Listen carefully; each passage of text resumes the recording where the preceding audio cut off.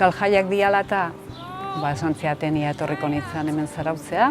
Laugarren aldia da, honean atorrena, hitzaldin esan bezala eskertzekoa da.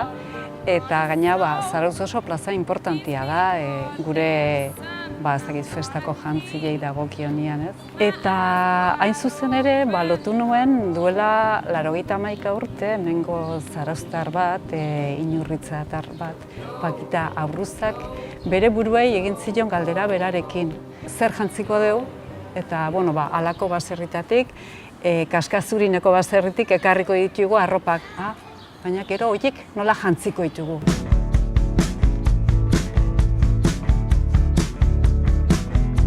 Guk ikusten genuena izan zen, Euskaldunok galdu genuela oso azkar nola hori.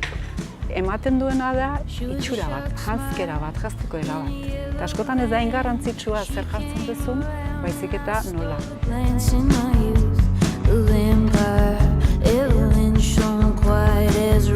Galdu baldin bada transmisio hori, azkenean jendeak egiten du iruditzen zaiona. Eta ze eredu dauzka, kaleko ereduak. Adibidez, jazten garenean, askon buruan da ona da konjuntatzea. Azken jazkera hortan ikusten genuen gauzetako bat hori zen, ez zutela bat ere konjuntatzen. Kuadruak, loreekin.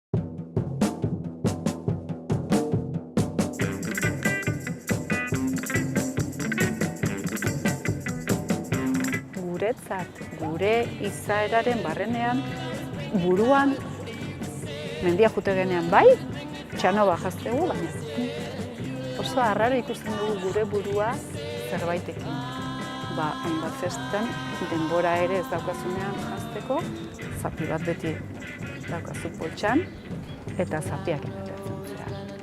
Zapia, behar bezala jarritako zapia, eta zapi hori oso gauza dotorea da.